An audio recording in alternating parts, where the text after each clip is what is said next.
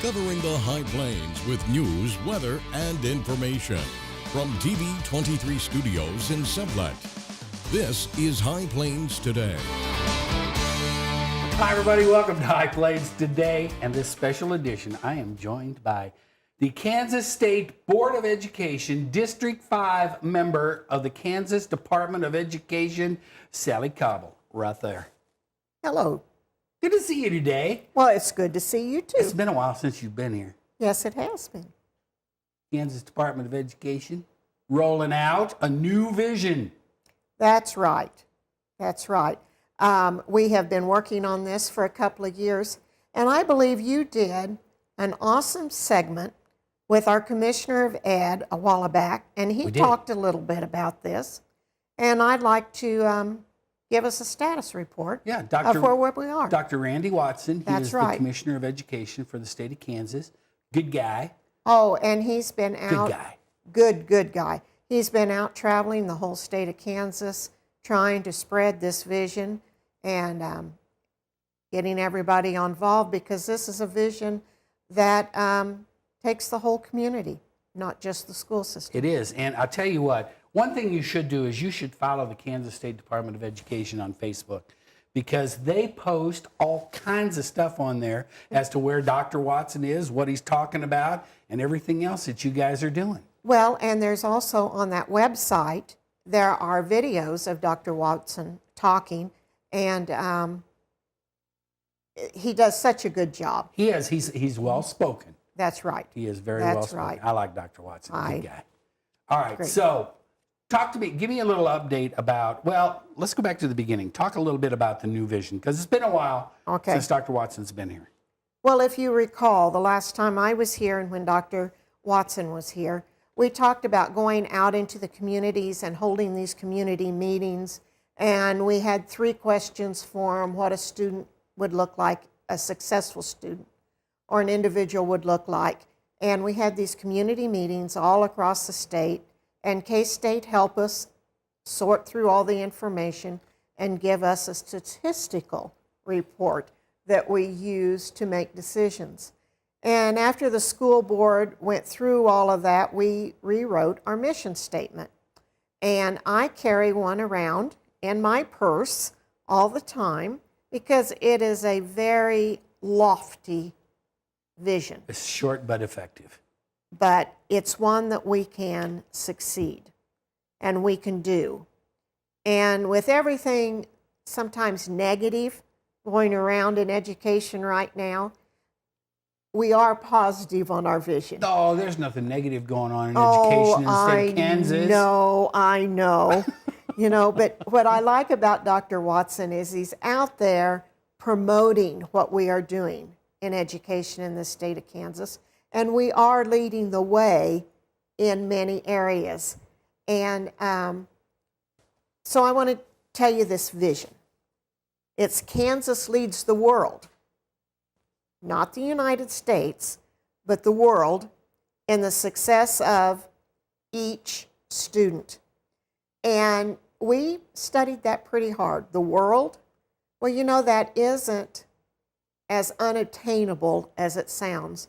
Because if you take the state of Kansas and you take it as a country and you compare it against other countries, we are doing very well.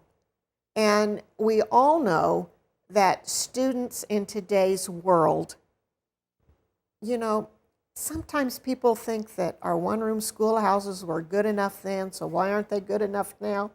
Well, I think there's been a little change in the type of students. Just a little. Just a little. In the type of students, who they compete with and to get jobs. And what type of jobs do we really need to educate these students for the next century? And we're educating students for jobs that do not even exist. That's true.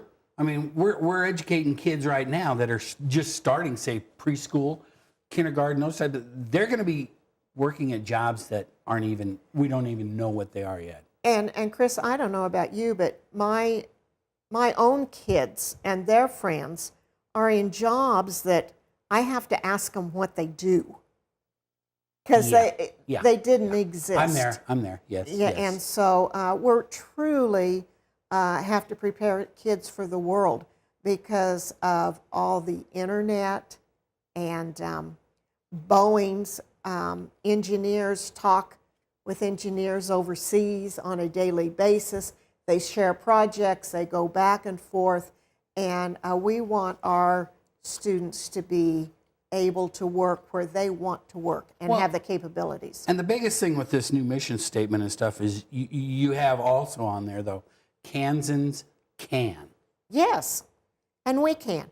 We all know that have been in Kansas very long that if Kansas put their mind to something, we succeed. Once we agree on what that is, we can succeed. This vision statement and the outcomes that we're going to talk about on the back of this card, 10-0 vote. And your state school board has everything from somebody very liberal to those that are very conservative. And we all agreed on this vision statement. Unanimously. 10-zip. All right, before we get into that, though, we're going to take a commercial break. Okay. All right? And when we come back, we're going to get into what this vision is going to look like in the schools in the state of Kansas. And I think you're going to be surprised because it's going to be kind of different. So stick around. I'll be back with more with Sally right after this. You're watching High Plains Today on TV 23 with host Chris Jewell.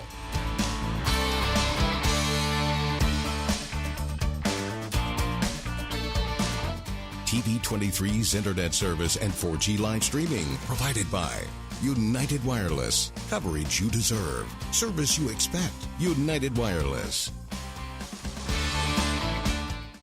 And welcome back to this special edition of High Plains Today. I am joined today by the Kansas State Board of Education, Kansas State Department of Education Board Member, District 5, Sally Cauble. We're talking about the new vision that the State Board of Education and their commissioner, Dr. Randy Watson, has been rolling out over the last several months. He's been out hitting that trail hard. Now, we talked before the break a little bit about the vision statement. Kansas leads the world in the success of each student, and you have now 5 outcomes that are going to measure the progress of Kansans Can. That's right. Let's talk about those. Okay. We know that since 2000, when No Child Left Behind, we only measured outcomes by a test on a certain day. One test in the life of a child on a single day, no matter what happened to that child before they came to school that day. We have been measuring our school's success by that. Well, what we learned is that, we were good in Kansas. We raised those. We were up to 92% on reading and almost that in math. But you know what stayed the same? What stayed the same was the need. Graduation rate? No. Yes? About the same. In fact, we're really pretty good on that. But what stayed the same was the number of students needing remediation when they went on to post-secondary. So we took those statistics, we took the visions of the recommendations of those committees we talked about, and we said, what should we really be measuring as outcomes? Well, it's a funny thing, Chris. Testing didn't come up on that. I know. I'm looking through this list. Testing is not on there at all. Okay, so in 2000, from then until now, the one thing we learned in the state of Kansas, as far as K-12 education, was that, by golly, we could teach our kids to test. Yes. Oh, we were good at it. And that was pretty much it, right? Now, yes. But it didn't mean they could use that information. No, they could take the test. They could take the test. They were great at the test. But, oh my gosh, let's not ask them to apply. They would know what 3 times 6 is, okay? But they didn't know when to use 3 times 6. So we have to overcome that, and which we do through standards. We all are happy with our standards. What we're not happy with was what we were measuring these schools on and on the outcomes of what the schools ought to producing. So this is what we came up with. The first one on this card, these they are not in any significant order, okay? They're just 5 outcomes. One is kindergarten readiness. I don't put a number on it. Say the first one we're going to talk about is kindergarten readiness. You're absolutely Well, right. they don't count in any order. There she goes, one. No. The Okay, first one we're going to talk about, okay. Is kindergarten readiness. All right. Now, in kindergarten readiness across the state of Kansas, we have some with all-day kindergarten. We have some with half-day. We're not talking about schools needing to change that, although we would like to see an all-day kindergarten. Okay, but what we know is that our students come into that with the largest learning gap. We have kids that come into the kindergarten that some have had preschool. Some have not. Some have just moved into the country. They can't even speak English. And so we have this gap. But what we don't have in the state of Kansas right now, but we had a workshop on that just this month to determine what we're going to do, is that what do we expect kindergartners to be able to do? And we have found an assessment tool that some schools already give, some don't. It is not a tool to keep kids from going to kindergarten. If your child turns 5 before August 1, the magic date, all right, okay. we'll just use August 1st. Okay, we'll use August 1st. You have a legal right to send your child to school, okay? But this is going to help the teacher know and assess how your child is coming into this socially, emotionally, and academically. You know, a lot of children are ready academically, but they're not socially and emotionally ready. Some are socially and emotionally ready, but not academically ready. And do you know why that is? I have no idea. It's because they're called individuals. Oh.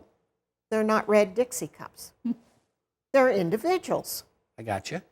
And so what we want is the same tool being used statewide so that we can get information, not on an individual child, but on across the state. Is there a place that need preschools, that don't have access to preschools?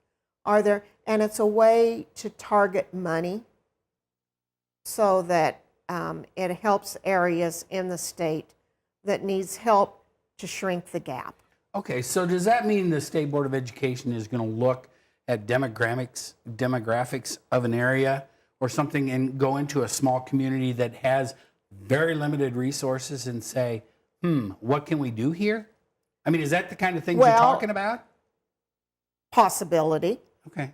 These things have not been developed yet. These programs haven't been developed. But we have 2 different individuals in the state of Kansas that are private, that would like to work with public on preschools. But where would be the best place to put them, and where's the best place? There isn't any information on that. We're going to talk more about that, so hold that thought, because when we come back, we got more of this to discuss. So stay right there. I'll be back with Sally and more after this. And welcome back, Sally Cobble, State Board of Education, Kansas Department of Education, District 5. We're talking about the new vision and the new outcomes that are being measured by the Kansas Department of Education. These are all new, and we did talk about kindergarten readiness, but we got 4 more of these we got to hustle through. The next one is individual plan of study focused on career interest. Okay, what the public told us is that students need to explore careers earlier than what they do. I sent children to college and paid more than 4 years for them to explore their interests. Well, we're starting to ask the schools to do that starting in junior high. Now, high schools used to do this in the 10th and 11th grade, right? Right. And that's kind of and kids still don't know. They still do.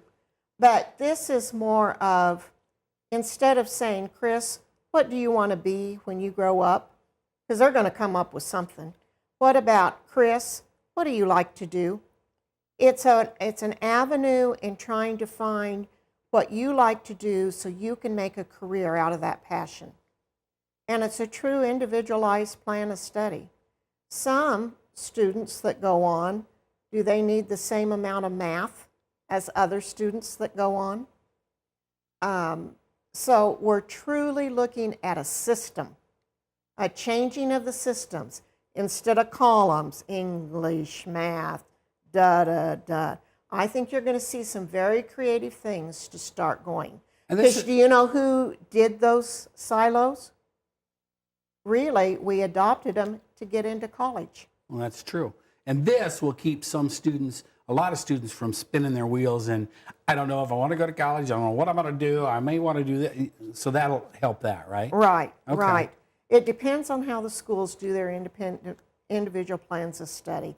That's evolving. That's starting this year, but it's evolving, and it's going to take a little time. Okay. And there's different ways of doing that. Now the next one is a big one. High school graduation rates. Now Kansas does not have a terrible graduation rate, No, we don't. but it could always be better, right? Right. So how are you Right. going to work on that as an outcome? Well, we're hoping that these individual plans of study help with that graduation rate, because the school will mean it will have more meaning to the child, and they will want to stay in school. Okay, so that one's And kind of self-explanatory. it's self-explanatory. With the previous one. Right, right. Find out what kids are interested in. They can stay in school and they can head Let's on that design this study a career path. a career path, but let's not get on a track. I Let's said do path. a Path is wider than a track. That's right, and it's exploration. It's Okay. exploring. All right. Okay. Okay. Now, Now this next one. this one kind of intrigues me because I remember when Dr. Watson was talking about this. It's post-secondary completion and attendance. Right. Well, Now, and you're calling it post-secondary because it's not going to college. we're right? trying to get over the cultural of college meaning 4 years. Well, a lot of the jobs anymore, excuse me, don't need 4 years. But we were raised in an era that everybody goes to college. Well, the jobs in this day and age that these students are going to be going to don't always need 4 years. Right. So that family that has sent somebody to K-State for years and years and years, what if they have a child that doesn't need that?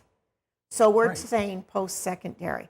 We also want to know on the post-secondary, and we have had workshops on this, and we have not come out with a solution yet, but when did we really pass the baton to post-secondary? Because post-secondary, a lot of students in high school can now take post-secondary. So that's why you find attendance on there. Did they go on to finish their degree? Did they go on? And so it'll be much more necessary for the State Board of Education to work with K-Board than ever before. Well, and so we have partnership with it for this. And the post-secondary thing, I mean, you've got a lot of kids out there who are interested and want to be, the technician at an automotive dealership. Well, you don't need to go to KU to learn that. But if you go to a very, very good vocational tech school, and you're going to learn all kinds of, and I'm telling you, I couldn't do what they do when they do that stuff. No. But what So we you're do kind of going to know let them is find that what if they want. if they don't have anything after high school, they will probably never make middle class. The jobs just aren't there Well, anymore. yeah, the statistics are there for that. Yeah, and so we need them to have post Of some kind. Yes, and this relates back into economic development for the state. Yes. If we want to say that education is really important for the future of your state and for your communities because of education, this is the outcome that goes right along with that, with Okay. economic development. All right, now we got about 60 seconds left. Okay, Let's get on this one. Social and emotional growth measured locally. that's right.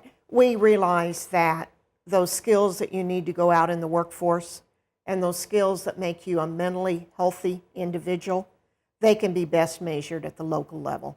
The teachers know if you show up on time, and that's a good skill to Well, yeah. have to go get a job.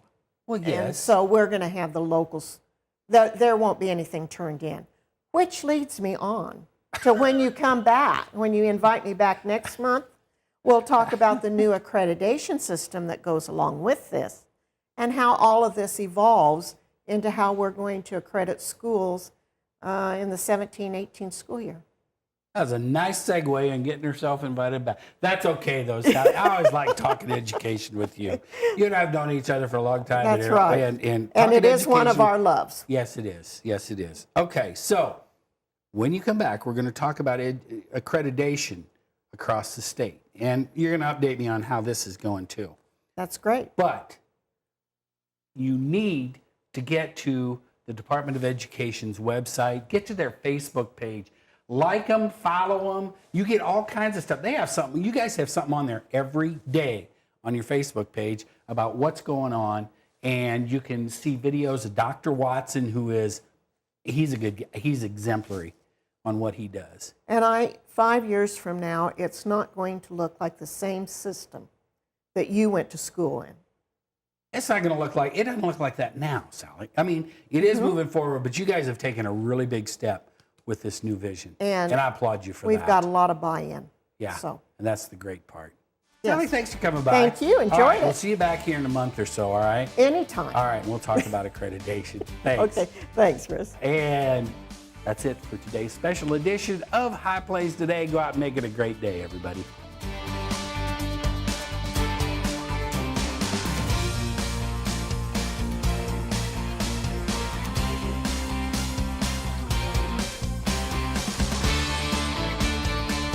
Keep up to date with the latest information from TV 23 on our Facebook page, KDGL TV.